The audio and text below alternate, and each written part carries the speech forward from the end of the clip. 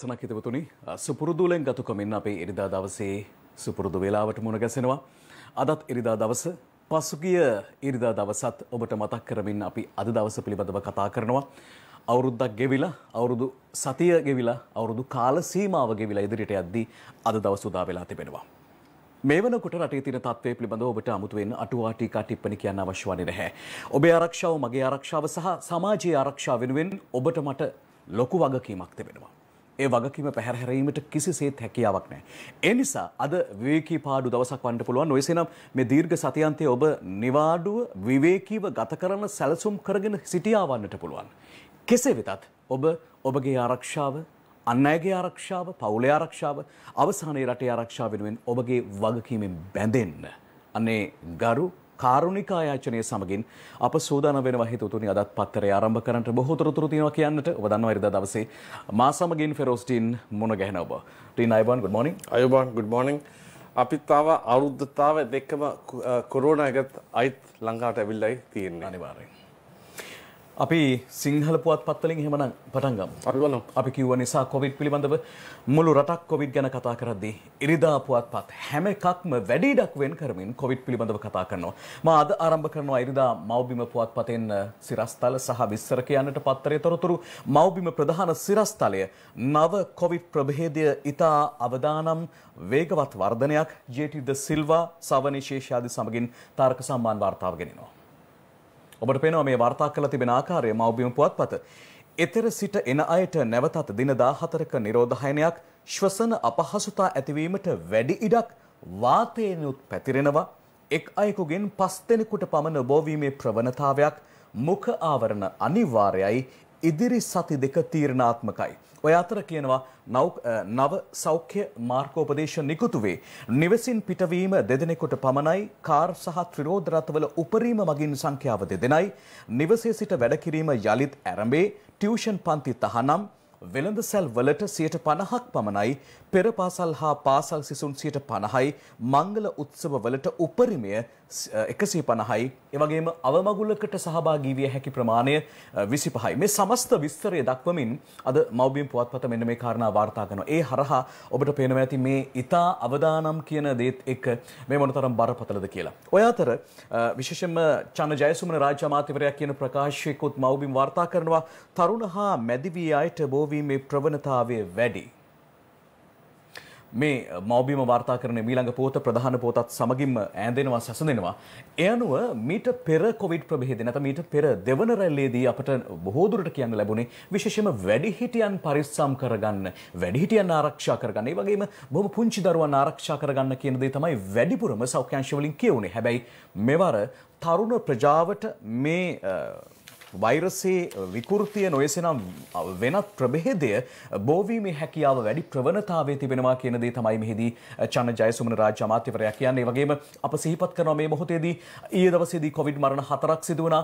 ඒ අතර අවුරුදු 40ට අඩු මරණ 3ක් වාර්තා වුණා. අවුරුදු 40, අවුරුදු 35 අවාසනාවකට අවුරුදු 18ක යුවතියකුත් ඒ අතර සිටිනවා. ඉතින් ඔබට හිතා ගන්න පුළුවන් මේ තරුණ ප්‍රජාව වෙත ක්‍රමක්‍රමයෙන් මේ ආකාරයෙන් ගමන් කරමින් පවතිනවා නොයසනම් පැතිරමින් පවතිනවා කියන දේ. සිළුමිණට යනවා. සිළුමිණ වාර්තා කරන ප්‍රධාන පුවතත් මේ සම්බන්ධයෙන් කොවිඩ් පැතිරීමේ අවදානම ඉදිරි දෙසතියේ භයානකයි. මේ පිළිබඳව තාරක වික්‍රමසේකර වාර්තාව ගෙනෙනවා. ග්‍රාම සේවා වසම් රැසක් හොදකලා කෙරේ උපකාරක පන්ති යලි වැසේ සංචරණ සීමා පැනවේ. දිනක ආසාදිතයන් 700ට වැඩි පාසල් යලි වැසෙයිද ප්‍රශ්නාර්ථයක් සමගිනුයි මේ වාර්තා කරන්නේ. ඔය අතර මෙවර මැයි රැලි නැහැ. ඔබට පේනවා දකුණු පස පහළ කෙළවරේ මැයි රැලි මෙවර පවත්වන්නේ නැති බවත් සඳහන් කරමින් සිළුමිණ වාර්තා කරනවා. ඉන් පස්සේ යනවා අපි ඉරිදා ලංකාදීපයට. ඔබ දකින්නේ ඔය සිළුමිණ පුවත්පතේ සිරස්තලය. ලංකාදීපයට යදී ඉරිදා ලංකාදීපේ කියනවා මෙහෙම ටියුෂන් රැස්වීම් තහනම් රංජන් කස්තුරි වාර්තාව ගෙනෙනවා.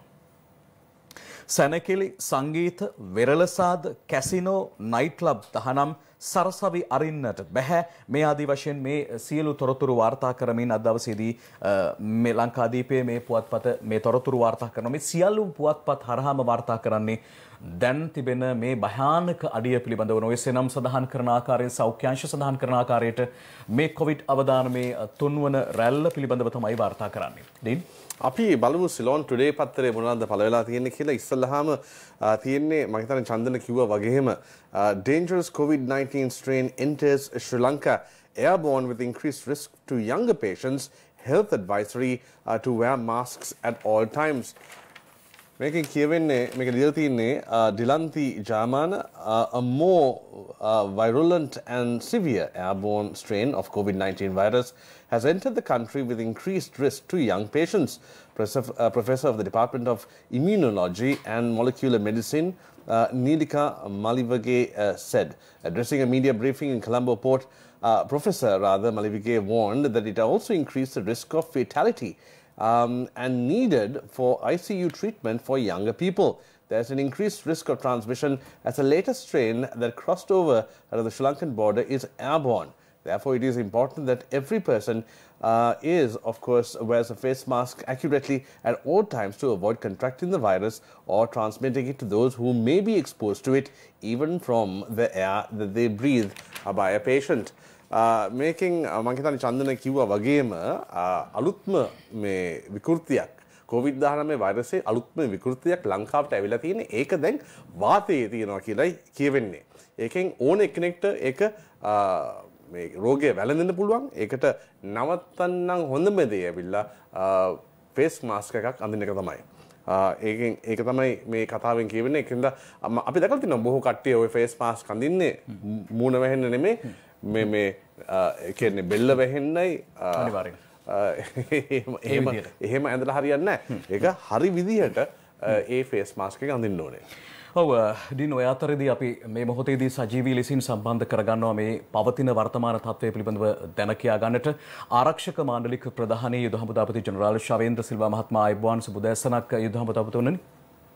ආයුබෝවන් ඔව් යුද හමුදාපතිතුමනි අපට නැවතත් කතා බහ කරන්න වෙලා තිබෙනවා කොවිඩ් රැල්ලක් පිළිබඳව එහි අවදාන පිළිබඳව අප දැනගන්න පුළුවන් දැන් ඊයේ දවසේ 880 දෙනෙක් පිළිබඳව ආසාදිතයන් හමු වෙනවා ඒ පිළිබඳව තොරතුරු වාර්තා කරනවා ඊයේ දවසේ තොරතුරු තවත් හුදෙකලා කර ප්‍රදේශ තිබෙනවාද අපි ඒ ගැන දැනගන්නට කැමැති ඔබතුමාගෙන් ඊයේ දිනේ චන්දන 895ක් වශයෙන් වාර්තා මැද 880ක් කියන්නේ පිටරටවල වලින් පැමිණි අය නැතුව පිටරටවල වලින් පැමිණි අයත්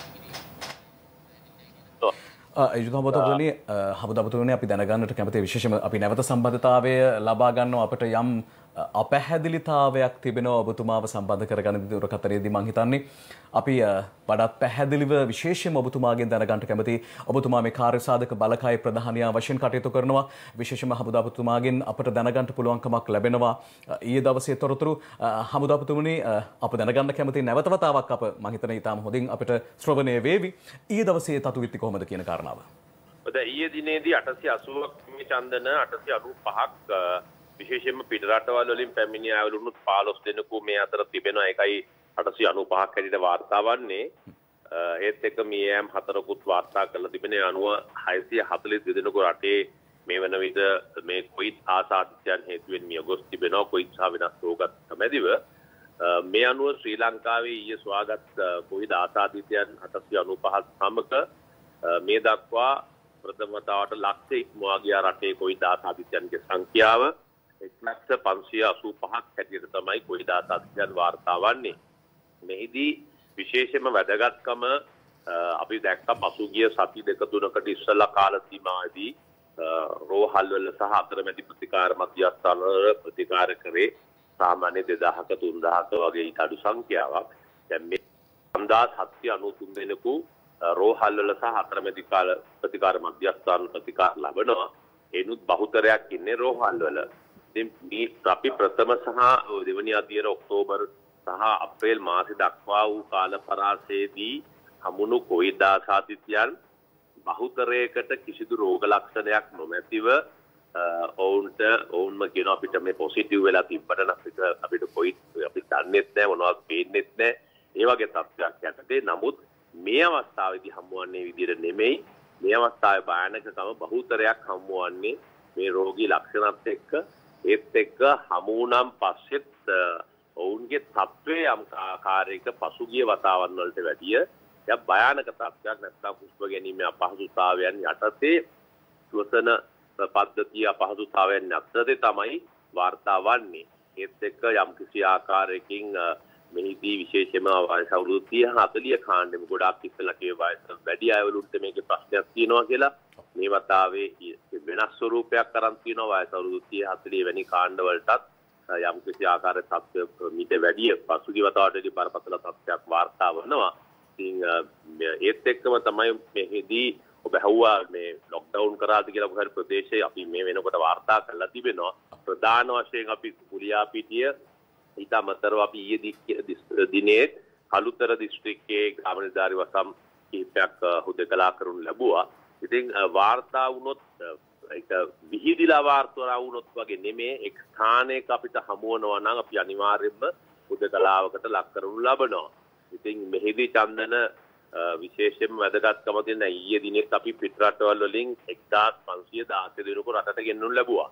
අපි කිසිසේත් මේ අපි කතා කරන මොහොත වෙනටත් රටවල් වලින් එන අයලුත් ගෙන්නන එක නවත්තන්න අපි කටයුතු කරලා නැහැ. අපිට විවිධ ආකාරයෙන් සමහරලාට විරෝධතා එනවා කියන්න එපා කියන එක. නමුත් රටේ ජනතාව පිටරටවල ඉන්න ජනතාව ලංකාවට එන්න බලා ඉන්න අයලුන් ඔවුන් අපි නවත්තන්න නැතුව මේ ආකාරයෙන් තවදුරටත් ගෙන්නනවා. නමුත් මේ ගෙන්නෙද්දී සමහර වෙලාවට අපිට හැකියාවක් මේ අපිට උපදෙස් ලබා දෙනවා සෞඛ්‍ය ක්ෂේත්‍ර වලින් විවිධ ආකාර වූ ඒ කරනු ලබන නිරෝධායන ක්‍රියාවලි සමහර දේවල් වෙනස් කරන්න කියලා. ඒ ඇත්තටම රටේ ජනතාවගේ ආරක්ෂාව වෙනුවෙන් නැත්තම් මේක නවත්වන එක පුළුවන්. නමුත් නවත්තන්න බෑ. අපිට අපේ ශ්‍රී ලාංකීයන් ජනතාව ගෙන්නා ගන්න ඕනේ. ඔවුන්ට එන්න අවශ්‍ය හින්දාදී ඒක ගෙන්නද්දී සමහර ඒත් එක්කම ඊයේ දිනේදී බොහෝ ප්‍රචාරවලදීම මේ එන්නත් දෙකම ලබා දෙන කට්ටියෝ නිරෝධායන කරන එක සම්පූර්ණ අසත්‍යයක්. විවිධ අදහස් ලබා දෙනවා. නමුත් මේ දක්වා අපි මේ කතා කරන මොහොත දක්වා මේ ආකාරයෙන් එන්නත් දෙක ලබා දෙන කවලුන් කිසිසේත් නිරෝධායන කරන්නේ නැහැ. PCR පරීක්ෂණ වලින් පසුව වුන් මුදා හරිනවා. මේ අවස්ථාවේදී බොහෝ බොරු ප්‍රචාරත් මේ ආකාරයෙන් රැගෙන යනවා ජනතාව වෙතට. ඔව් යුද හමුදාපතිතුමනි විශේෂයෙන්ම අප ස්තුතිවන්ත වෙනවා ඔබ නිරන්තරයෙන්ම මේ ඉතාමත්ව පැහැදිලිව අප දක්කා අවුරුදු උත්සව සමයට පෙරත් බොහොම කාරුණිකව ආයෝජනා කර සිටිය ජනතාවට ඔබ ඔබගේ ආරක්ෂාව පිළිබඳව හිතන්නට කියලා. ඒ සීමාව ඉක්මුවොත් අපට කරදරේ වැටෙන්න වෙයි කියන කාරණාව ඔබ ඉතාමත් පැහැදිලිව කිව්වා. මේ මොහොතේදී දැනගන්නට කැමති ඔබතුමාගෙන් දැන් ආර්ථිකය අපි යථාවත් කරමින් යන ගමනක් ආර්ථිකය කඩා වැටෙන්න දෙන්නට බෑ. ඔබ කිව්ව ආකාරයෙන්ම විශේෂයෙන්ම පුංචි ආර්ථිකයක් අපිට තිබෙන්නේ. මේ අවස්ථාවේදී මේ රට වැසීමකට ලක් නොකොට ඉදිරියට පවත්වාගෙන යන්නේ කෙසේද? ඒ සඳහා මොන වගේ සැලසුම්ද සකස් කරලා තිබෙන්නේ මේ තුන්වෙනි රැල්ලක් ඇති වී තිබෙන මොහොතේ? ඔව් දැන් මෙහෙමයි චන්දන මේක ඉතාමත් ජනතාව බුද්ධිමත්ව තීරණය සහ මේක තේරුම් ගත යුතු කාරණයක්. විශේෂයෙන්ම අපි ප්‍රථම අවස්ථාවේදී රට වහනක සම්පූර්ණයෙන්ම ලොක්ඩවුන් එකට ගියා. රට උද්‍යකලා කිරි නිරෝධායන ඇඳරි නීතිය පනවන රටම වැව්වා. දෙවන අවස්ථාවේදී අපි එසේ කරේ නැහැ. ඔබතුමා කිව්ව ආකාරය අපි කිව්වා වගේ රටේ ජනතාව අපේ ආර්ථිකයේ පමණක් නෙමෙයි බොහෝ අයවලුන් ආර්ථිකයක් වැදගත්. ඒත් එක්කම රටේ බොහෝ පිරිස් අපිට කිව්වා අපිට මැරුණත් දැනුත් කියනවා. අදටත් අපිට ඊයේත් කතා කරලා කියනවා මේ මැරුණත් වහන්න එපා. අපි ඒකට ජීවත් වෙන්නේ කොහොමද? ඔබතුමාලා වහයි. ඔය යම්කිසියම් දෛනික නැති තමුන්ට මාසික වේතනයක් හම්බ වෙන කට්ටිය බොහෝ කැමැති වේ ගෙවල් වලට ඉඳලා කියන්න වහන්න කිය. ඒකට අපි කොහොමද ජීවත් වෙන්නේ? ඔබතුමාලා ඕවද කරන්න යන්නේ කියලා අපෙන් අහනවා. විශාල මේ දුරකථන අපිට කෝල් වලින් කතා කරලා මේක වහන්න එපයි කියන විශාල සංඛ්‍යාවක් කියනවා. ඉතින් ඒකින්ද අපි ජනතාව දැන් මේකෙදි වෙන්නේ තමුන්ට පුද්ගලයෙක් වශයෙන් වගකීම ඔබ කොවිඩ් ආසාදිතෙන් වෙන්න මේ මුවාවරණය පළඳගෙන සෞඛ්‍ය උපදේශ වලට අනුව අනුගත වෙන්න කියලා. අපි දැන් සතියන්තේ පටන් ගන්න ඉස්සර තිබ්බ මාධ්‍ය සාකච්ඡාවේදී කිව්වේ පැහැදිලි කරලා දුන්නා මේක මේ වාතයෙන් යන්න පුළුවන් ක්‍රමවේදයන් යන්න පුළුවන් ක්‍රමවේදයන් සම්බන්ධ එන්නත් වෙන පිළිවෙල මේ කියලා පැහැදිලි කිව්වේ සතියන්තේදී ඔබ පුළුවන් තරම් ඔබගේ මේ විනෝදචාරිකා විනෝදචාරිකාවක් සමහරලාට අපිට නවත්තන්න හැකියාවක් අපිට පෞද්ගලික හැකියාවක් තිබෙනවා. සමහර දේවල් කළ යුතු දේවල් තියෙනවා. ඔබ රැකියාවට පැමිණිය යුතුමයි. ඔබ රටට මේවා කියන්න ඕනේ. අපි රැකියාව හමුදාවේ කට්ටිය රස්සාව කරන්න ඕනේ. අපිට එළියට යන්න ඕනේ. ඒවා කරන්න වෙනවා. නමුත් ඒ ආයතන තුලින් අපි පෞද්ගලිකව වගකීමක් අරගෙන කොවිඩ් සම්බන්ධයෙන් දී දින උපදේශ වලට අනුගත වෙලා වැඩ කටයුතු කිරීමෙන් තමයි මේක නවත්තන්න පුළුවන්. ඉතින් ඒ දේ තමයි උත්සාහ කරන්නේ. නමුත් ඔබතුමා කියන විදිහට අපිට මේ ගොඩක් කට්ටිය වහන්න එපයි කියන කතාව කියන්නේ. නමුත් අපි මේ ආකාරයෙන් ජනතාව හැසිරුන් නැත්නම් දැනටත් එන්නේ මේ අලුත් අවුරුදු සමයේ සහ ඊට ඉදිරියේ ඉස්සෙල්ලා තිබ්බ කාල පරිච්ඡේදදී ආසාදිතයන් හැදුවේ මේ මගින් හැදුවෙච්ච ආසාදිතයන් තමයි මේ හමුවන්නේ. මේ අලුත් අවුරුද්දෙන් පස්සේක තව ඉදිරි සතිය දෙකේ අපිට හමුවන්න පුළුවන්. ඒක අපි කිව්වේ ඉදිරි සති 3 මාසේ තාමත්ම වැදගත් කියලා. ජනතාව මේ ආරක්ෂාව සපය ගන්න උත්සාහ කරන්න කියන එකයි කියන්නේ. සමහර අවස්ථාවලදී සමහර තියෙනවා අවස්ථා පැවැත්විය යුතුයි. පුද්ගලයෙක්ගේ මගුල් ගෙදරක් තියෙන දිනවා නම් ඒක සමහරලාට කට්ටිය කැමති වෙන්නේ නැහැ කිසිසේත් තව දවසකට දාගන්න. අනිවාර්යයෙන්. ඒවා පවත් ගන්න දීලා තියෙන උපදෙස් මේව අනුව ක්‍රියා කරන සමහර උත්සව තියන්න දීපේවා තියෙනවා. ඒවා තියාගුවට කමක් නැහැ. නමුත් ඔබ මේ සෞඛ්‍ය ක්‍රමවේදයන් වලට අනුගත වෙමින් කරන්න. අපිත් කරනවා සමහර දේවල් තිබෙනවා. හමුදාවලක් තියෙනවා. නමුත් ඒ තිබ්බට අපි බලනවා විශේෂව මේක කොවිඩ් පැතිරේ නොවන ආකාරයට වග බලාගන්න. ඒ අනුව තමයි අපි කියන්නේ ඇතිසාක් දුරට මේ සෞඛ්‍ය උපදෙස් වලට අනුගත වෙන්න කියලා. දැන් අපි කිව්වා මේ සතියන්තයේ දීර්ඝ නිමාඩුවල අපි දැක්ක අනුරාධපුරයේ ගත්තාම අපේ මහානායක ස්වාමින් වහන්සේලා ප්‍රදේශ වලින් ගුවා එන්නේ බැයි කියලා. නමුත් ගිහිල්ලා තියෙනවා. ඉතින් ගිහිල්ලා තියෙනවා නම් අපිට මේ අවස්ථාවේ ඉල්ලන්න තියෙන්නේ එසේ ඔබ ගිහිල්ලා තිබෙනවා නම් හෝ ඒ සත්‍යයක් තිබෙනවා නම් ඔබ ආරක්ෂිතව කටයුතු කරන්න. ඒ වුණොත් අපිට ප්‍රශ්නයක් නැති වෙන්න පුළුවන්. හැබැයි මේ දින කීපෙදී මේ තත්ත්වේ පාලනයේ මේත් වැඩිය මේ කොයිද ආසාදිතයන් ඇවිල්ලා නැත්නම් ජනතාව මේ කියන ආකාරයෙන් කිසිසේත් හැසිරෙන්නේ නැත්නම් අනිවාර්යයෙන්ම මේ ආකාරයෙන් මේ උදේකලා පිරීම සහ එමත් නැත්නම් නිරෝධායන ඇඳිරි නිත්‍ය පාව පණිවීමට හැකියාවක් තිබෙනවා අනිවාර්යයෙන්ම. අර ලොක්ඩවුන් කරන්න උනත් තත්ත්වයකට යන්න වෙනවා. රටේ ජනතාව තවදුරටත් මේ තත්ත්වයට අනුගත වෙන්නේ නැත්නම් ඉතාම පැහැදිලි. දොහම තපතුනේ මේ මොහොතේදී විශේෂයෙන්ම ඉංග්‍රීසි ප්‍රේක්ෂකයින් වෙනුවෙන් තොරතුරු දැනගන්නට අපි ෆෙරෝස් ටීන් සූදානම් ඔබතුමාගෙන් ප්‍රශ්නයක් අහන්නට. ෆෙරෝස් ඔබට අවසන්. Good morning, Commander. And as per today's newspapers, certain papers are reporting the fact that there is a new COVID-19 virus which has got airborne. Also at the same time, certain newspapers report that there is no evidence to say that there is a new virus or a new variant of the virus which has been airborne. What are your thoughts on that? Good morning to you and our viewers. Of course, this was actually would have been highlighted on the basis of what Professor Nilika Malavige mentioned 2 days back when we had the live interview in our channel at the media center presided by Honorable Kehelia Ramukvel. I was also there. So what was mentioned was that this airborne thing was discussed long time back also. From the beginning this was discussed, but in Sri Lanka it was not mentioned that we have this situation. But according to the professor, what she mentioned was that they have scientific evidence to say that this can be transmitted to a person through the air. So what she mentioned was very clearly, when there are a lot of people in one place, even if they leave that place, this virus can be on the air for another 1 hour. But she mentioned that time for maybe 1 hour also, even though you have not attended that meeting, somebody else who coming to that room after that is of in a danger. So that is the reason what she mentioned. So the Gordon is actually heading there at the University Sri Jawadanapura. They are doing researchers in regard to COVID, and certain results are yet to come during after 2 days or so. Then we will really know exact situation. But what she had mentioned so far, what they have found. So according to that, yes, she confirmed, and we accept that she confirmed that there can be a threat through the air. So that is the threat. And also for the viewers here, we have to be careful whether it's air or otherwise. The requirement is the people should wear the face mask. That is why I just mentioned Chandana also here. It's no point that we have to, there are certain things that have to happen, but not going on trips. A person can cut down the things like that, going on trips and having things like that. But there are events that have to take place. But even in military you have to come to work. I have to come to work. The military can't be on barracks because of COVID. We have to go out.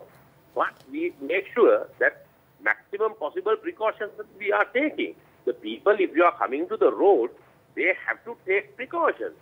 So if every individual thinks that their responsibility is to cover the face, the nose and the mouth. So we see people wearing the mask, and on a conversation they bring down the mask. So that is another issue. They don't know why they are wearing the mask also. If you are on a conversation, if you take out the mask, there's no point wearing the mask. So it's like that. So I think people should be responsible. For the English viewers also, what we urge is that a lot of people are asking not to lock down, but another group is asking to lock down. It's very easy to control the situation. We can easily go for a lockdown. But think about the people who are on a daily wage. They have an issue. So they say, we will die of COVID, but please don't close the country. So His Excellency, the President, the Prime Minister, the government also have to listen to all sides. And all what we are requesting is, be careful. You do your duty by wearing the mask, and we get into the system where the health guidelines are. See, from October to April, without locking down the entire country, we managed and brought the situation to be about 150 numbers in the country. We have done it. But this time the situation is, the virus is dangerous, all that we accept. So what we say is, if people are not behaving, definitely there will be a lockdown, but still we are trying to do without closing for the benefit of the majority of these people of this great nation. Commander, one more question. You spoke about returnees, Sri Lankan returnees coming back to the country. But also, apart from that, we've opened up flights to India. I know it's going to be, they're going to be traveling in through an air bubble. But considering the situation in India, is it really safe for us to open up our borders to passengers from India? Yes, of course it is not. But you know that even last time we had certain countries, we said no. So we are in discussion. Most likely there will be a restriction in time to come very soon. As of now, we have observed, although it is open, how many people are coming to Sri Lanka. Right now from India, we get a few numbers who are coming for certain employment here. There have been few people. So we have informed those companies to refrain from giving at this moment without saying as a general statement that we won't bring. So we don't find that large numbers are coming from abroad, like Middle Eastern countries. So, however, we are taking whoever are coming, we have a very close eye on these people.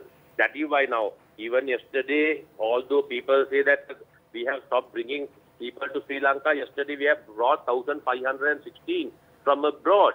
Majority are Middle East. These are our own people. They have to come back to Sri Lanka. So they are waiting to come. So we are bringing, but only thing, we are onto all types of regulation according to the health ministry, health doctors, the specialists give us instructions as to how we should handle them. So that is how we are doing that. Now yesterday there was a rumor to say that those people who are coming with both vaccines, we are quarantining them. That's a total false information. You know that in this society there are people who want to spread false information also. So far, those who are coming with both vaccines, they will be subjected to a one PCR test. If they are negative, then they can go home. That is the stand what we have been practicing last few weeks, and we will practice the same thing unless otherwise doctors say something else in time to come. And also the quarantining, I mentioned the other day that yes, we have had 7 days in hospital or 10 days in a government quarantine. Up to today, we are still practicing that, but in time to come, we might have to change for 14 days because the health sector, the doctors, the specialists say not to send within 7 days, because if they go home and if they don't be on quarantine, unfortunately, then there can be a spread, because on the 14th day also we find people with COVID. So therefore, that is why, not on our this thing, that because the health doctors are asking us to do that, because that is for the safety of the rest of the people, that we are going to do that.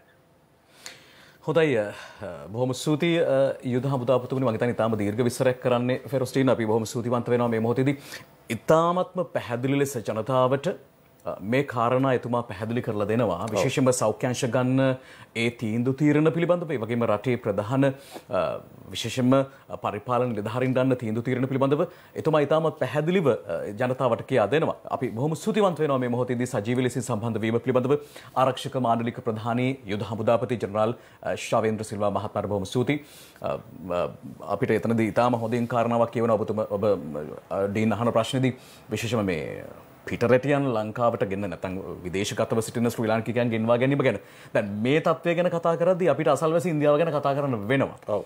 දැන් මෙතුවක් කාලයකට ඇමරිකාවේ දෛනිකව සිදුවන මරණ පිළිබඳව බ්‍රසීලයේ සිදුවන මරණ පිළිබඳව කිව්වා. හැබැයි ඔබ ඔබේ හිතට නැත්නම් ඔබේ ළඟ ඉන්න මිත්‍රයට තට්ටු කරලා අහන්න ඒක දැනුණද? හැබැයි දැන් ඉන්දියාවේ ඒ තත්ත්වය ඇති වෙලා අන්න අපිට දැනෙන්න අරන් තියෙනවා. අසල්වැසි ඉඩමේ අසල්වැසි රටේ වෙන සිද්ධිය අපට දැනෙන්න පටන් අරන් තියෙනවා. දැන් තමයි අපිට මෙහි බරපතලකම දැනෙන්න පටන් අරන් තිබෙන්නේ.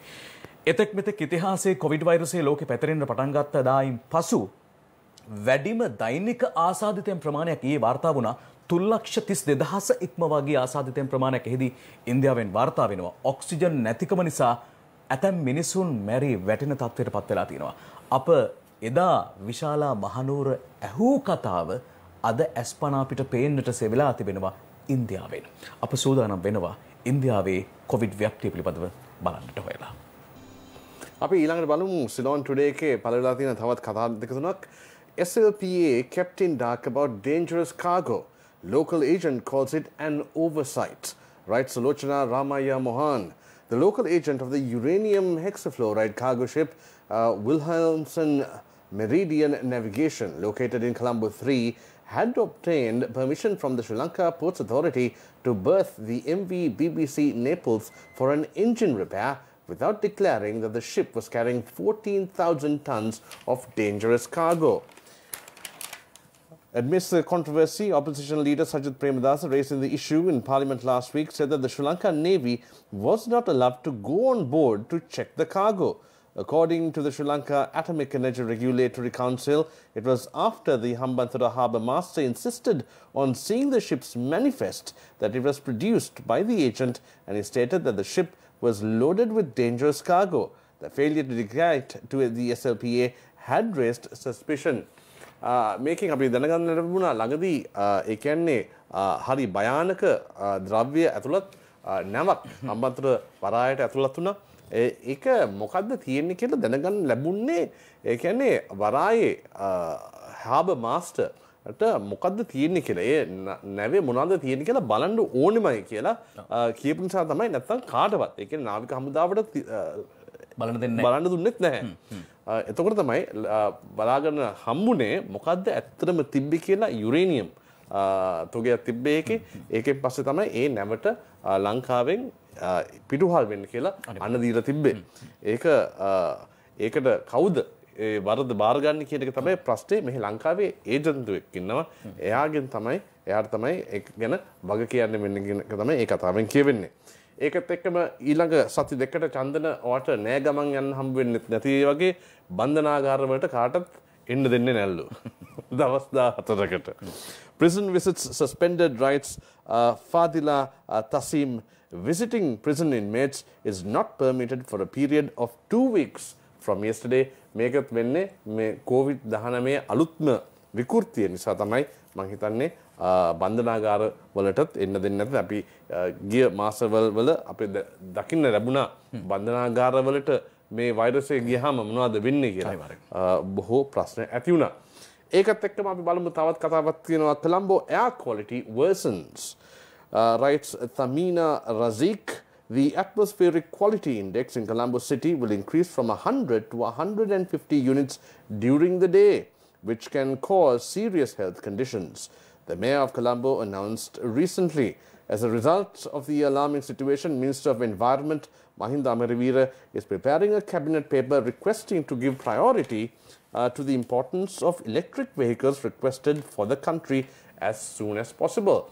And Colombo වාතය බොහෝ දුරට ඒ කියන්නේ හරිම අපවිත්‍ර වෙලා තියෙන්නේ. ඒ සම්බන්ධයෙන් මොකද්ද කළ යුත්තේ?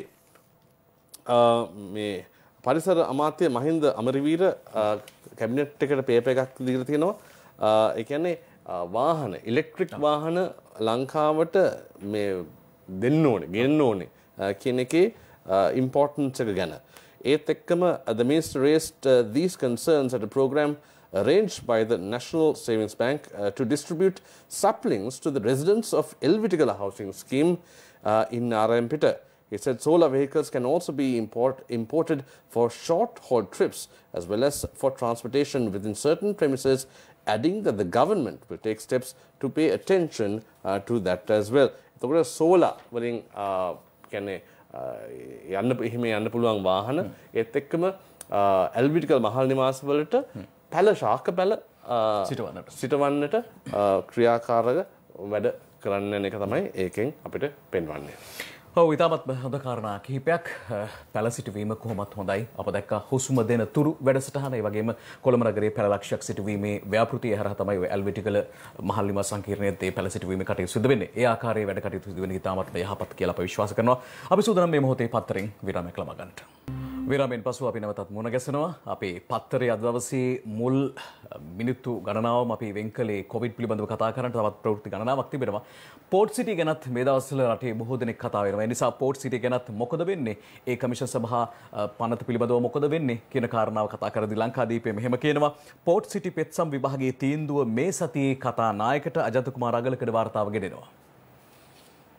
අපි බලමු පුත ඒගාම කියනවා කොළඹ වරාය නගර විශේෂ ආර්ථික කොමිෂන් සභා පනත් කෙටුම්පතට එරෙහිව ඉදිරිපත් කර ඇති පෙත්සම් පිළිබඳ ශ්‍රේෂ්ඨාධිකරණයේ තීන්දුව ජනාධිපතිවරයාට සහ කතානායකවරයාට මේ සතියේදී ලැබෙනු ඇතැයි වාර්තාවේ කියලා තමයි සඳහන් වන්නේ. මේ ගැන මව්බිමත් වාර්තා කරනවා පෝර්ට් සිටි පනත ගැන පෙත්සම් විභාගයේ තීන්දුව බදාදා කතානායකට කියලායි මව්බිම වාර්තා කරන්නේ. මීට කලිනුත් මේ ගැන කියු නිසා මා තවදුරටත් ඒ කියන්න කල්පනා කරන්නේ නැහැ.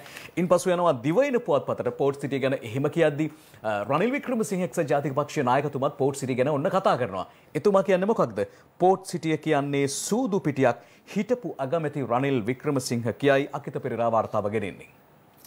එතුමා මෙතනදී කියන කාරණාව තමයි ශ්‍රී ලංකාවේ දීර්ඝකාලීනව මූල්‍ය මධ්‍යස්ථානයක් හා මූල්‍ය සේවා ඇති කරන එකට කවුරුත් විරුද්ධ වන්නේ නැහැ. ඒ කළ යුතු දෙයක්.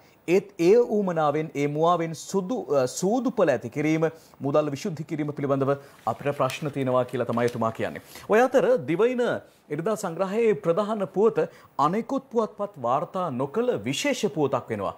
එනිසා ඒ විශේෂ පුවත ගැන කියනවා මෙන්න ඒ පුවත ඥානසාර හිමි ඝාතන තැතක් පිට රටිනුත් ඇවිත් සිරිමන්ත රත්නසේකර මේ වාර්තාව ගෙනෙන්නේ.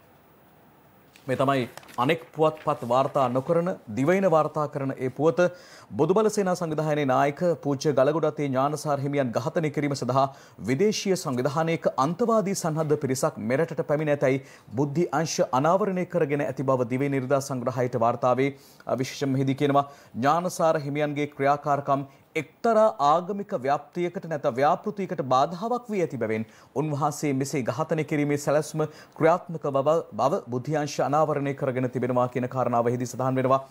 මාලදිවයිනේ සිට පැමිණ සිටින කිහිප දෙනෙකු සන්නද්ධව සිටින කිහිප දෙනෙකු මේ සඳහා කටයුතු කරන බව තමයි මෙහිදී විශේෂයෙන්ම අනාවරණය කරගෙන තිබෙන්නේ දිවයින පුවත්පත.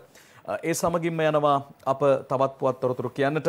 ඒ අතර මව්බිම තොරතුරක් කියනවා මෙහෙම සහරන් හෂිම්ගේ මාමණ්ඩිය අත්අඩංගුවට කීර්ති මෙන්ඩිස් වාර්තාව ගෙනෙන්නේ. පසුගිය දවසක මේ සහරන් හෂිම් ඔබ දන්නවා පාස්කු ප්‍රහාරයේ මේ ඝාතකයන්ගේ ඒ පිරිස මෙහෙව් ප්‍රධානියා මේ සහරන් හෂිම්ගේ මාමණ්ඩිය පසුගියදා අත්අඩංගුවට පත් වුණා. ඔහුගෙන් රඳවාගෙන ප්‍රශ්න කරමින් පවතින ඔහු ඇතුළු තිදෙනෙකුගෙන් මේ මොහොත වනිටත් රඳවාගෙන ප්‍රශ්න කරමින් පවතිනවා. ඒ ගැනයි මව්බිම වාර්තා කරන්නේ. ඩීන් අපි ඊළඟට බලමු සන්ඩේ අයිලන්ඩ් පත්තරේ මොනවද එළිවෙලා තියෙන්නේ කියලා. මේන් හෙඩ්ලයින් එක තියෙන්නේ those who flay the government while remaining within its fold are free to quit, said the Prime Minister. Written by Norman Palliavadana, those who flay the government while remaining within its fold can quit, go outside and continue their tirade against a present regime, says the Prime Minister Mahinda Rajapaksa. He goes on to say, quote, the door is always open for them to go. The Premier told the Sunday Island when asked about the criticism leveled against the government by some of those within it. Anybody has the democratic right to criticize the government. However, if those within the fold want to flay the very regime they are part of, they are free to quit and do it to their heart's content, he noted. He also goes on to say if they want to become popular by censuring the government, they can take whatever decision they like without flaying the government while remaining within its fold, Rajapaksa stressed. මේ කතාවෙන් පෙන්වන්නේ අගමැතිතුමා කියපු කතාවක් සන්ඩේ island පත්තරේට එතුමා කියලා තියෙනවා ආණ්ඩුවේ ඉන්න කට්ටිය ආණ්ඩුව ගැන විවේචනය කරනවා නම් ඒගොල්ලන්ට විවේචනය කරන්න පුළුවන් ආණ්ඩුව දාලා ගිහිල්ලා. ඒ කියන්නේ දොර ඇරලා තියෙන්නේ ඒගොල්ලන්ට ඉන්න ඕනේ නැහැ ඉන්න කැමති නැත්නම් එළියට යන්න එළියට ගිහිල්ලා විවේචනය කරන්න කියලා තමයි අගමැතිතුමා කියන්නේ. ඒකත් එක්කම තවත් කතාවක් තියෙනවා බොහෝ තැන්වල අපි දැකලා තියෙනවා දැන් සෝෂල් මීඩියා වල දැකලා තියෙනවා ගෑස් වලට මොකද වෙන්නේ ගෑස් ලංකාවේ ඇති වේද නැති වේද ගණන් වැඩි වේද ඒ ගැන කතාවක් තියෙනවා Litro says no gas shortage in the market. There is no shortage of Litro gas in the market, the company said on Friday. Those with vested interests are spreading false information that there is a shortage of gas in the country. Anil Koswat, the chairman and CEO of Litro Gas Lanka Limited, said in a statement, as a national LPG provider, we categorically affirm that there is absolutely no shortage of gas in the country, with LPG made available to customers via over 14,000 sales channels throughout the island. ඒ කතාව ඒ කියන්නේ ඒගොල්ලන් කියන්නේ අහලා තියෙන්නේ බොහෝ දුරට ලංකාවේ gas ප්‍රශ්නයක් ඇති වේද ගෑස් ඉඟයක් ඇති වේද ඒ සම්බන්ධයෙන් ලිට්‍රෝ සමාගමේ සභාපති කියන්නේ ගෑස් අඩුවීමක් හෝ ෂෝටේජ් එකක් ඒ කියන්නේ හිඟයක් නැති වෙයි කියලා තමයි එතුමා කියන්නේ. ඔය අතර අපිට අහන්න ලැබුණා කිලෝග්‍රෑම් 12.5 සාමාන්‍ය ගෘහස්ත ගෑස් සිලින්ඩරයක බර වෙනවා. මේ අතර ලීටර ප්‍රමාණ වලින් හඳුන්වා දෙමින් තවත් හයිබ්‍රිඩ් දෙමුහුන් ගෑස් සිලින්ඩරයක් නිකුත් වෙලා තිබුණා. හැබැයි අවසානයේදී පාරිභෝගික අධිකාරිය කටයුතු කරලා තිබුණා ඒවා වහාම ඉවත් කරගන්න. කිලෝග්‍රෑම් 12.5 ගෘහස්ත ගෑස් සිලින්ඩරයකට තමයි තවමත් ලංකාවේ අවසර දීලා තිබෙන්නේ කියන කාරණාවත් කියුණා. ඔය ගැනත් මතක් කරනවා. ඔය අතර අපි යනවා සූදානම් වෙන්නට තවත් තොරතුරු ගැන ඩීන් මම හිතන තොරතුරු දෙනවා. තව කතාවක් අපි ටක් ගාලා ගමු. Health Minister says 3 persons died after AstraZeneca jab but no reason to panic. There are 3 persons who were administered the COVID-19 AstraZeneca vaccine have died so far. Health Minister Pavitra Vanniarachchi told Parliament last week they died due to blood clotting. The minister said, adding that 3 other recipients of the Indian-made jab were hospitalized after they developed complications. Making penwanne samanyen AstraZeneca Covishield ennathe gatta කට්ටියකින් 3 දෙනෙක් ලංකාවේ මරණයට පත් වෙලා තියෙනවා ලේ කැටගැසීමක් නිසා. ඒ වුණාට ඒකට බය වෙන්න එපා කියලා තමයි වෛද්‍ය ඒ කියන්නේ මේ සෞඛ්‍ය අමාත්‍යතුමිය පවිත්‍රා වන්නාරච්චිතුමිය කියලා තියෙන්නේ. ඉන්දියාවේ අපි දන්නවා බොහෝ තැන්වල දැන් මේ ව්‍යාප්ත වෙලා තියෙන COVID-19 වෛරසය ඒත් එක්කම ඔක්සිජන් විතරක් නෙමෙයි එන්නතත් අඩුපාඩුවක් තියෙනවා. එන්නත ඒ එක තැන්වලට යවා ගන්න බැරි තත්ත්වයක් වෙලා තියෙනවා. ඒ නිසා India to use drones to deliver COVID-19 vaccine in remote areas කියලා කතාවක් තියෙනවා. Written by Venkat Narayan, the special correspondent from India. India will soon start using drones to deliver COVID-19 vaccines in remote areas, the Ministry of Civil Aviation and the Directorate General of Civil Aviation said on Thursday, who granted conditional exemptions to the Indian Council of Medical Research conducting feasibility study of the COVID-19 vaccine delivery using drones. ඒක තාම වෙලා නැහැ. ඒ වුණාට ඒ සම්බන්ධයෙන් කටයුතු කරගෙන යන්න ඉඩ දීලා තියෙනවා.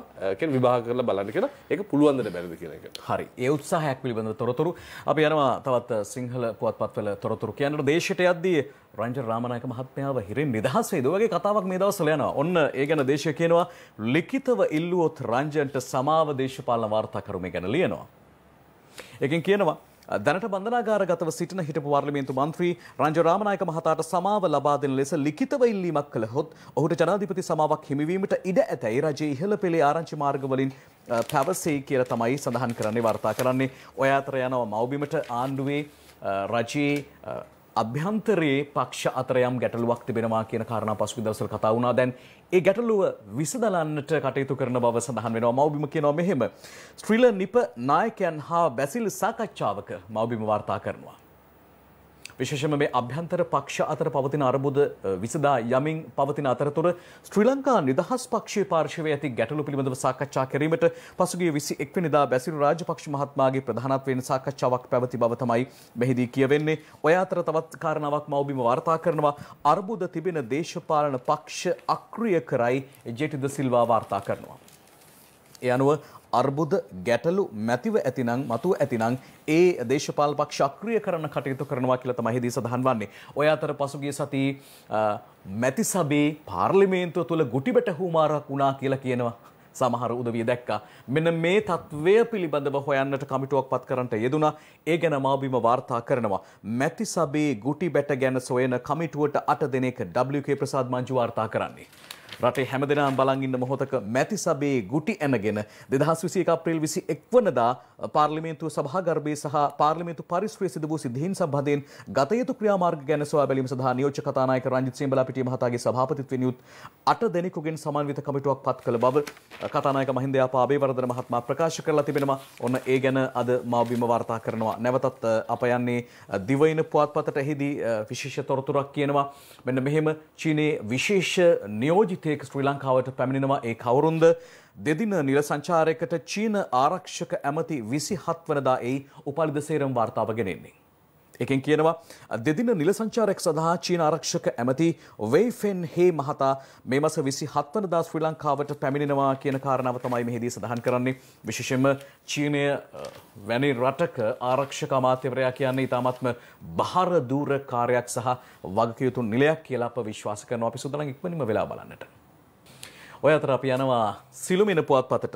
මහජන සාමයට ත්‍රිවිධ හමුදාව. මේ තවත් විශේෂ ප්‍රවෘත්තියක්. මේකෙන් කියනවා මහජන ආරක්ෂාව සහ සාමය පවත්වාගෙන යාම සඳහා දිවයිනේ දිස්ත්‍රික්ක 25ම ආවරණය වන පරිදි ත්‍රිවිධ හමුදාව කැඳවීමට ජනාධිපති විසින් අතිවිශේෂ ගැසට් නිවේදනයක් අප්‍රේල් මාස 19 වෙනිදා නිකුත් කර තිබේ කියලායි සඳහන් කරන්නේ. ඒ අනුව සිළුමිණ කියන විශේෂ පුවතක් බවට අප එය හඳුනා ගන්නවා. අපි ඊළඟට බලමු Sunday Observer පත්තරේ මොනවද තියෙන්නේ කියලා.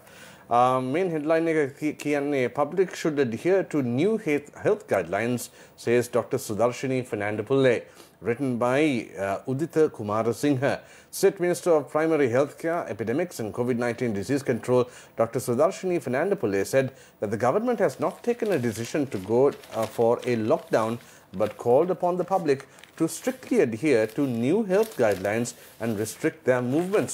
මගෙන් ශවේන්ද්‍ර සිල්වා යුද හමුදාපති තුමා කියපු විදිහට ලංකාව ලොක්ඩවුන් එකකට යන්නේ නැති වෙනවා. ඒ වුණාට අලුත් health guidelines පිළිපදින්න කියලා තමයි එතුමියත් කියන්නේ. ඒකත් එක්කම තවත් එකක් බලමු. අපි මේක ගැනත් කතා වුණා. Hospitals send SOS as record deaths register in India. Indian hospitals said that their patients are dying because of the shortage of oxygen as COVID-19 cases, number of deaths set new records for a third day running. India has recorded nearly 1 million infections in 3 days with 346,787 new cases overnight into Saturday. ඒ ඉන්දියාවේ තත්ත්වය කොච්චර භයානකද අපි දැක්කා මේ අද පත්තරේම මේ video එකකින් අපි දැකගත්තා. ඒ වගේ තත්ත්වයක් ලංකාවට එන්න දෙන්න කැමති නැත්නම් ඒ health guidelines එක අපි පිළිපදින්න ඕනේ. අනිවාර්යයෙන්ම. ඊළඟට Navy told to apprehend Indian fishing vessels, says Douglas Devananda.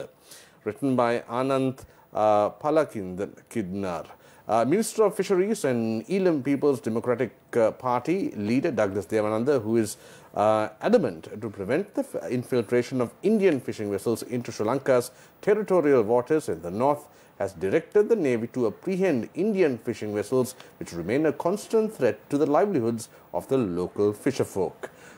Douglas Devananda මැතිතුමා මේ කියන්නේ නාවික හමුදාවට කියලා තියෙනවා ඉන්දියාවෙන් ඒ කියන්නේ දීවර නෞකා ලංකාවේ බෝට්ටු ලංකාවේ වතුරවල් වල කියන්නේ මේ ලංකාව අවට දීවර කටයුතු කරගෙන යනවා නම් ඒව අත්අඩංගුවට ගන්න කියලා නැත්නම් ලංකාවේ දීවරෙන්ට අවස්ථාවක් නැති වෙනවා මාළු වලන්න. අන්න ඒක තමයි ඒ කතාවෙන් කියවෙන්නේ.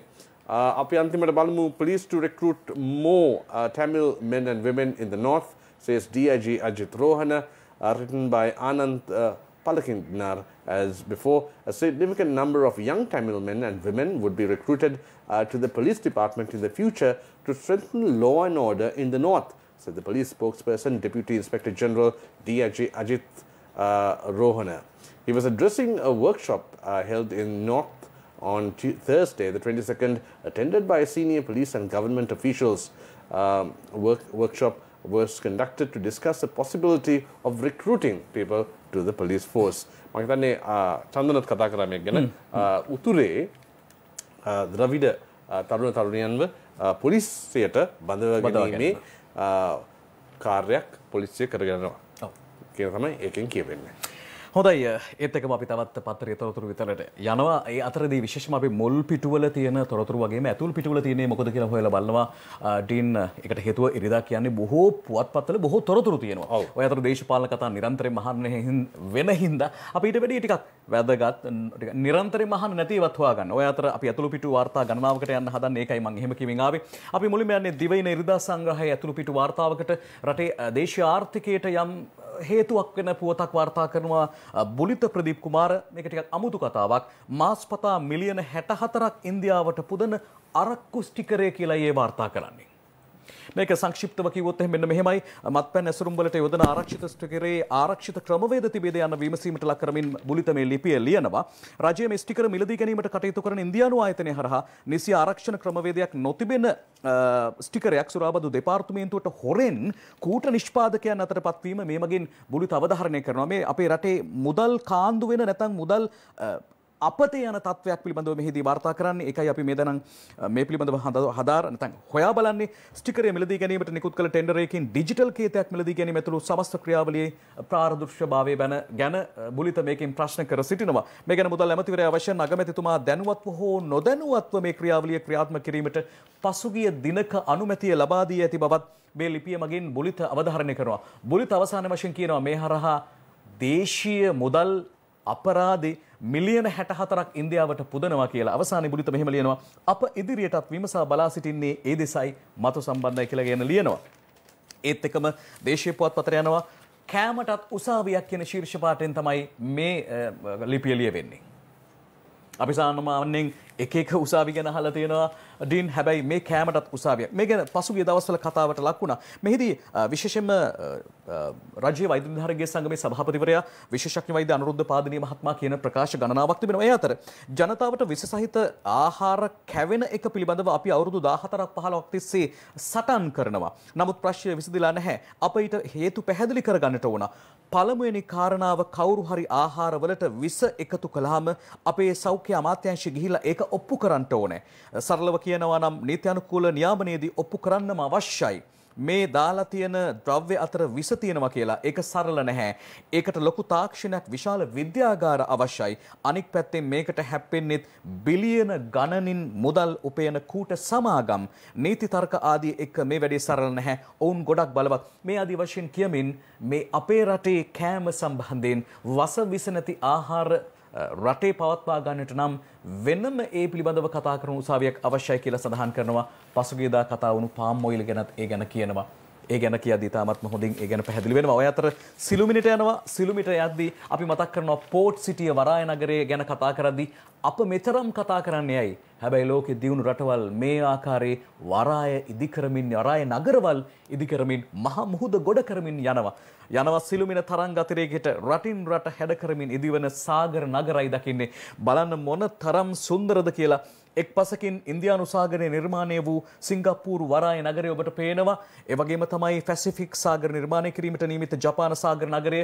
ඔය ආදි වශයෙන් අවසානයේදී අරාබි මුහුදේ නිර්මාණය කර ඇති ඩුබායි නගරයට අයත් දූපත් මේ ආදි වශයෙන් සක්වල ගල ටිරෝනි වැවලගේ තමයි මේ වාර්තාව ගෙනෙන්නේ. මෙහින් කියවෙන්නේ අවසානයේ සංක්ෂිප්තව ලෝකයේ දියුණු වෙමින් පවතිද්දී රටවල් තමන්ගේ භූමි ප්‍රමාණය වැඩි කරගන්නට මහ මුහුද ගොඩ කරමින් අලංකාර නගර නිර්මාණය කරනවා, මූල්‍ය කේන්ද්‍රස්ථාන නිර්මාණය කරනවා. අන්නේ ගැනයි කියවෙන්නේ.